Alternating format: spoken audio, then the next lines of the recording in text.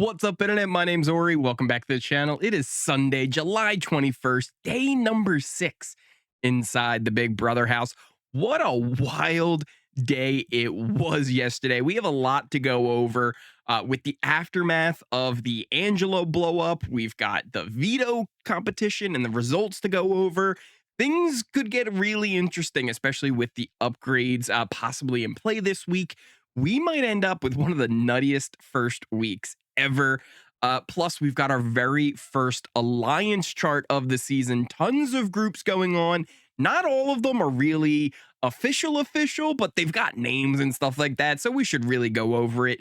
If you are new here, though, hit that subscribe button. This is the place you're going to be all season long for daily live feeds, updates. First thing every morning. So you're going to want to not miss out on any of that. Fun fact, this is actually the second time I'm recording this, so see how this goes. You might have a little bit of a feisty Ori on this one after some technical difficulties, but to give you guys a little bit of a recap of where we left off, I'm in Angela mode, and Angela is HOH. She nominated Kenney, Chemo, and Lisa. There was a lot of paranoia from her about Matt, thinking that he was stealing a lot of her numbers, specifically Joseph. But overall, pretty standard paranoia, nothing too crazy until Angela decided to go full shining and basically go nuts on Matt, aka Crazy Eyes. First thing in the morning, it was so crazy because I filmed the update for yesterday, and then an hour after I put it out, that happened. So I made a quick emergency update video to kind of get that out, because how could you not address that? So if you haven't seen both of those updates, I definitely recommend checking out the two videos from yesterday to get a good idea of how things developed from just the initial paranoia to the craziness that it ended up happening. We had seen her, talking in her sleep, but never would have imagined it would have went and escalated to what it did. To give you a little bit of the gist of the whole thing, I believe this all started during the HOH competition. I've heard it a few different ways, but it seems like it was kind of a knockout style competition. We should see this all on tonight's episode as well. And Matt and Kenney apparently had been targeting Angela. Words were exchanged during the competition. They felt bad about it. They say they actually ended up throwing the competition to Angela after that. And they could have taken her out, but they didn't. Kenney even used this as part of his pitch to Angela pre-noms to keep himself off the block. But it was a terrible pitch. It wasn't going to work. And we said that when he did it. But even then, after the nominations, the rivalry with Matt kind of stuck. And things even just got kind of worse. Even before nominations, Matt was doing his office hours in the storage room where he kind of had a revolving door of people coming in and out. And Angela thought, like, oh, this guy's he's cooking right now. He's getting a bunch of numbers. He's gathering his troops, and he's plotting in there in that storage room.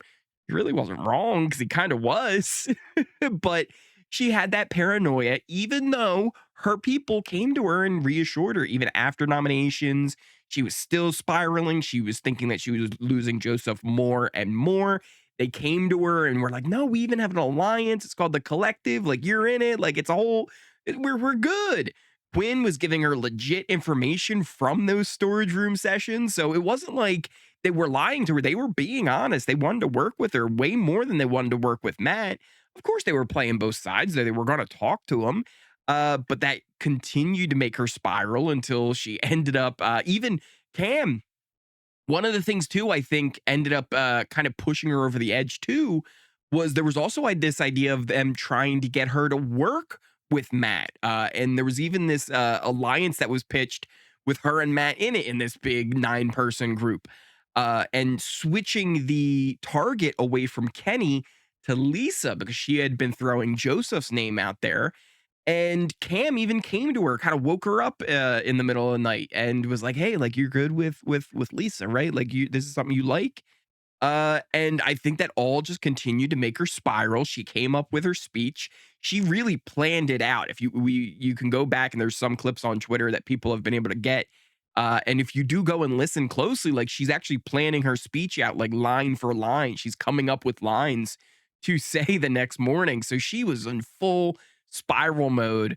And it was just incredible. A little bit of a mental bee, little mentee bee. I think it was Rubina who I heard come up with that phrase for a mental breakdown. Just a little mentee bee on day 5 is all. Just absolutely wild. I do want to mention too as well, and I've seen the narrative and the talking point out there, and I understand it as well. But I'll give my thoughts here on it. The idea that if Matt would have said a lot of the same things to Angela, he'd be called a bully and it would be viewed a lot different. And I completely understand why. It's the whole idea of, punching up. It's usually funny when you punch up and do a joke. When you start punching down for people who it feels like they're in a stronger position, like a guy going after an older woman, that can have just a bad taste in a lot of people's mouth. But something I kind of think, and I don't think either one is wrong, right? I don't think what Angela did here was really wrong, and I don't think if Matt did the same thing, it should be viewed as wrong. In real life, absolutely, but this isn't real life. This is Big Brother. Your feelings do not matter in Big Brother. Did Angela hurt Matt's feelings? Absolutely. If he said the same things to her, would it hurt her feelings? Absolutely.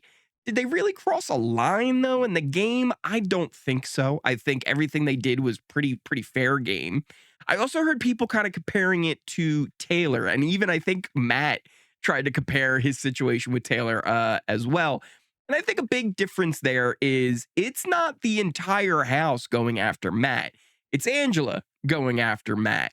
With Taylor, it kind of ended up being almost the entire house. They were all gathering around and they were all kind of going in it on her. There were, obviously holdouts and people who started realizing that, hey, like, I don't, like, why are we picking on her? Like, what's going on?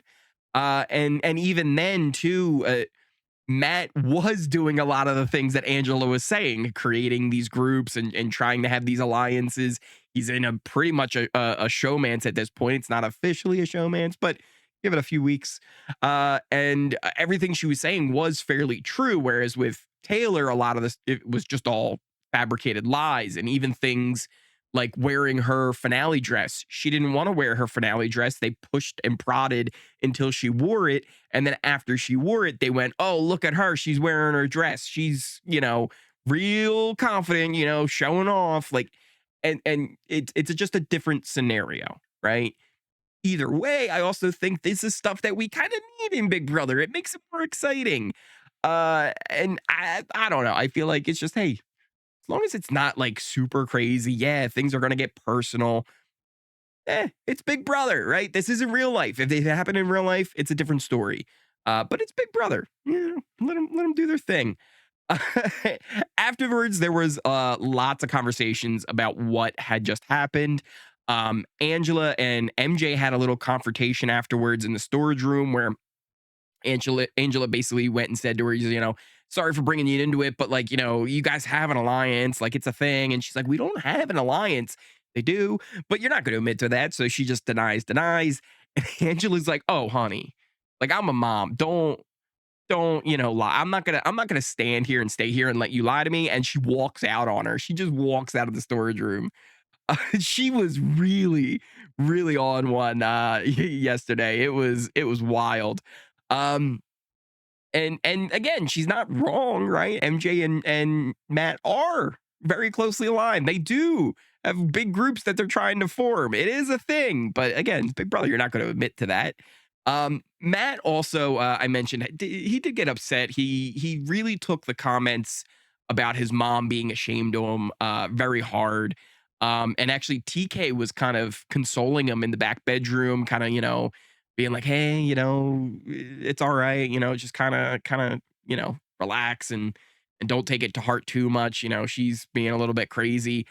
Only for Angela to walk in and go like, oh, hey, how's it going, guys? Making it super awkward. She only actually left because TK's like, "Hey, can we get a minute?" She's like, "You know what? Yeah, yeah, yeah. TK, because you asked. I'll leave because you asked." Eh, I Oh boy. Later, Matt, after doing a little bit of meditation and talking to everybody, getting some kind words from people about like, hey, don't take it too hard. He ended up stealing one of Angela's wine claws from her HOH basket. I'm pretty sure she kind of like just gave them to the house, be like, here, anybody can have these. But I'd imagine she wouldn't be too happy if Matt took one of them. And he ended up shotgunning the whole thing. So that was pretty funny. I I I can't tell you guys how much I need these two. I need these two to stay in the house as long as they possibly can. I don't know how we get there, but if there is a way that we can have Angela and Matt be the final two, if they're the final two of this show, we had a season for the ages, and I don't think we ever get there. But man, would it be something else? Angela did kind of go on a bit of a apology tour where she went around and kind of said her piece to everybody, apologizing for the outburst, saying, a lot of things like, I was sleep deprived and whatnot, and that's why, and I'm sorry, but Matt is a problem. She did also go and apologize to MJ as well, not to Matt. Didn't apologize to Matt. But man, it was something else. She also ended up saying that she was done with the collective. She said she didn't believe it was real, and she doesn't want to be a part of it. So she kind of opted out of that, and that kind of shook a lot of the people who were in it. Like we were like, well, wait, we were kind of hoping it was a thing, but now with you out of it, and it ends up being a little tough because everything about it. Like it was made with you in mind. So that's kind of a thing as well. But yeah, whoo boy, what a adventure that was. Some other kind of little semi fallout things from this as well that aren't like directly, but because of it, do come from it. So the first one, I guess, a little bit are directly, right? Because if this didn't happen, I don't think these two things would be happening. So MJ is getting a little bit shaky on Leah just because of how like she reacted to it. And she MJ ended up asking Matt, she's like, how bad of a situation are we in? And Matt very self-awarely said, he's like, I think I'm the worst Big Brother player ever. So that was fairly self-aware. And then also Matt, he confronted Joe when he came over to, see how he was doing. Joe's like, hey, how's it going? He's like, not great. It's like, did you do this? Because he knows how close Joseph and Angela were. So Matt's pretty much saying, like, is this your fault? Because if you did have something to do with this, you're gonna have to wear that for a long time, he said. So he's not happy, and still I think thinks that Joe had a hand in this. Joe obviously didn't. He's like, no, I did not know anything. And that's true. He did not know this was going to happen. If anything, and Joe almost really can't say this fully, he's like, if anything, Joe is doing the opposite. Joe is trying to bring them together. So Joe's getting a lot of, strays on this situation that he's catching because he's all just involved in this and people saw him and Angela as being so close. That takes us to the veto competition. And we do have a slight correction from yesterday about veto. First, we thought that veto was going to be kind of similar to how BB Can does it with the HOH not being able to compete. But it ended up being Angela, Brooklyn, and Joe who were picked for the veto. So that either means one of two things. Either they only pick two people along with the three nominees and HOH for six people competing in veto, or they pick three people, each of the nominees, and the HOH is part of the draw. We're not 100% sure either way, but Angela did compete in the veto. Another thing that we were kind of wrong about, because we just kind of assumed this would be how it would be, we thought that veto would take place after the BBAI arena, but it's actually before, and that changes a lot since there will be three nominees even after the veto ceremony and replacement. So that can change a lot, especially if you don't find out about who the final two nominees are until close to the eviction. How can you actually promise you're going to vote for somebody, or if you're going to vote to evict somebody, if you don't know they are going to be the one evicted? So if you normally, right, if somebody's going to be evicted, you kind of go to them and be like, hey, listen, it just is what it is. There's nothing I can really do. You don't have the votes. If you have the votes, I do it, but I'm probably going to vote you out. So we don't get as many blindsides. This, I think, could lead to a lot more blindsides because you can't just go tell somebody. And then what are you going to do? Tell somebody like, hey, just so you know, you're my second person, right? If they're not safe, they end up being safe, I got to vote you out. Like, you're not going to do that. So this could end up being a little bit interesting and maybe lead to some interesting votes as well. Then other than that, and I want to be clear too, like the fog of war is thick this year, right? We are going to make mistakes along the way. And we probably will get some clarity maybe tonight on the episode. It's 90 minutes long, so we'll at least get like nominations and HOH. Hopefully, we get a little bit of explanation of the blow up and the things that Angela was upset about. And then we also hopefully get a little bit more information about the BBAI arena and how this is all going to work, because it's stuff they're going to have to explain to them before the nominations take place. Other than that, though, let's jump into the actual veto competition itself. It was a spelling bee competition with lots of sticky honey. And it ended up being Lisa who won the power of veto. So one of the nominees wins the power of veto. They're going to be taking themselves down. Kenney apparently was a close second. Angela thinks, and again, this is I don't know. We'll have to probably find out more when the veto episode happens to know what the true side of his is. She thinks that Joe messed with the stack of letters that she was forming during the competition. Joe completely denies this. He's like, no, I didn't do it.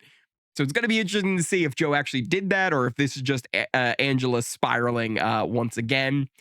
It seems pretty much a lock, though, that Lisa will use the power of veto, take herself off the block, and Matt will be the replacement nominee. But we still have the BBAI to deal with.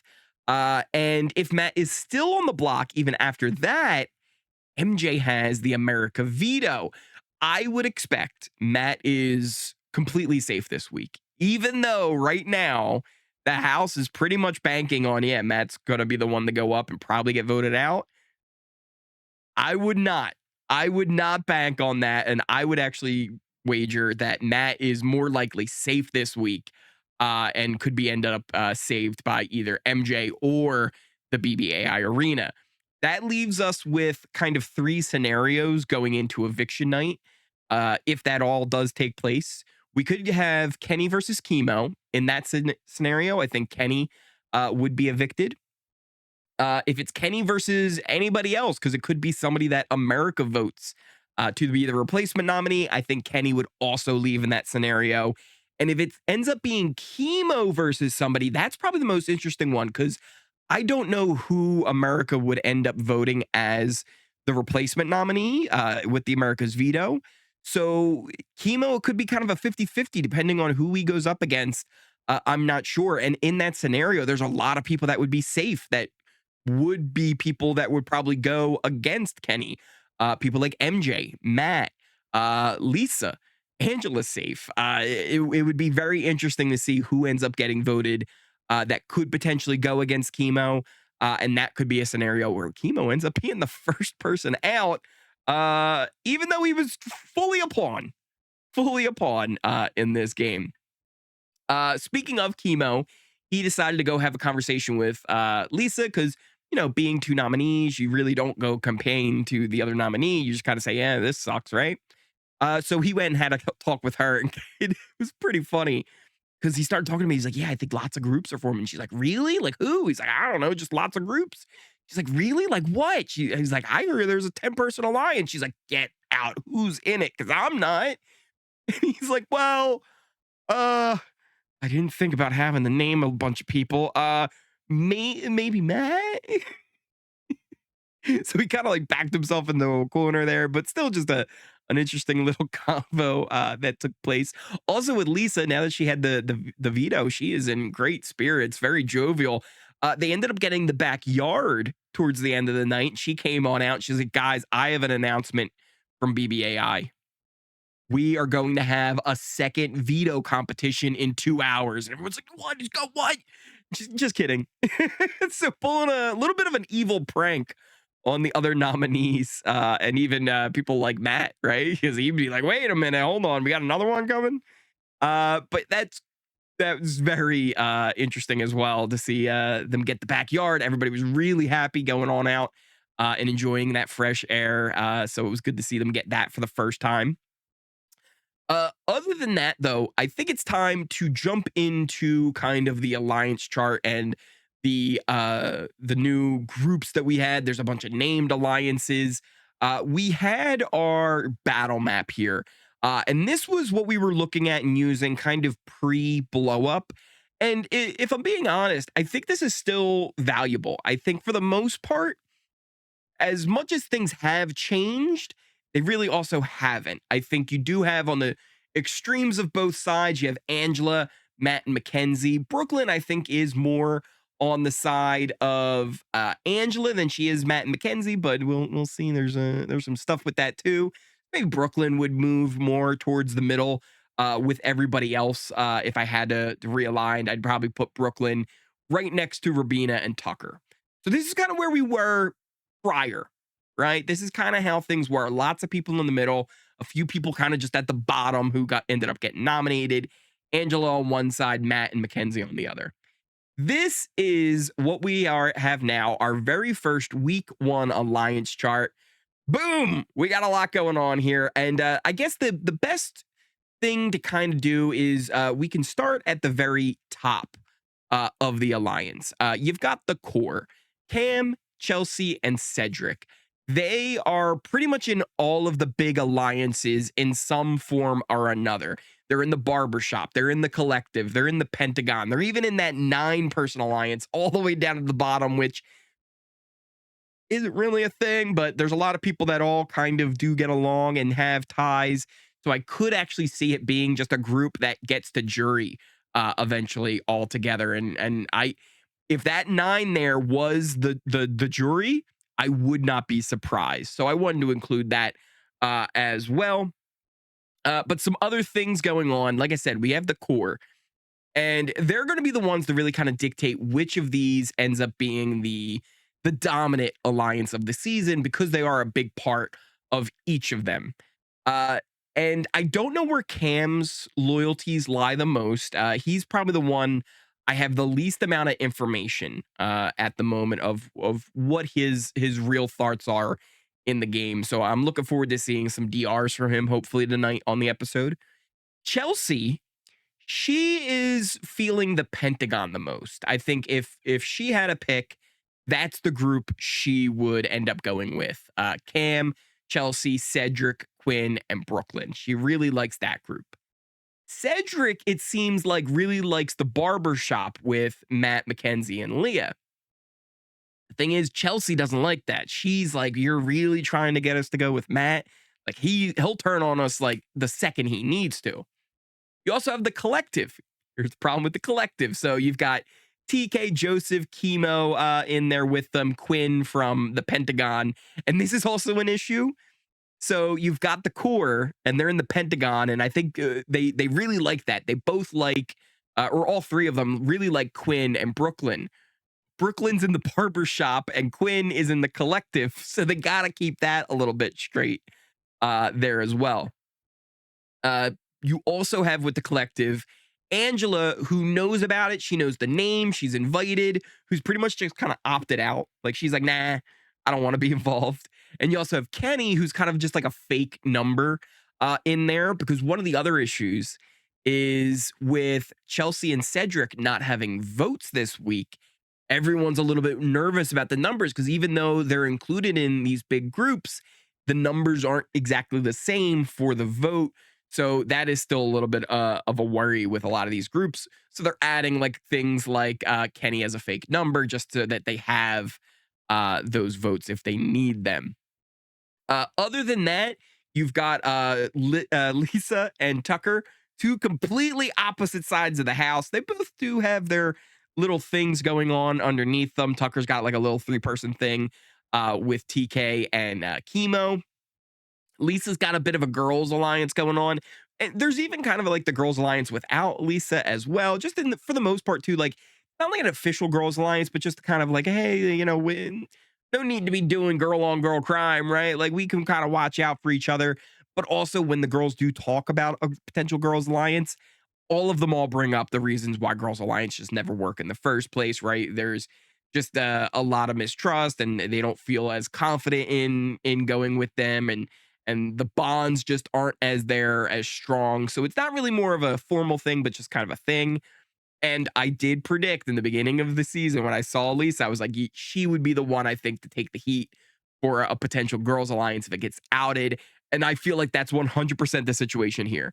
If a girls' alliance was outed, Lisa would be the one to take the heat for it. Maybe MJ. Maybe MJ gets a little bit of that too. But I think everybody else has enough connections where they get away with it without much heat. We do also have the trio of Leah, Matt, and Mackenzie. But for the most part, I think Leah is fully aware. Like Matt and Mackenzie, she likes them. She's working with them, but she's been going out spreading her wings a little bit, trying to make some new connections as well.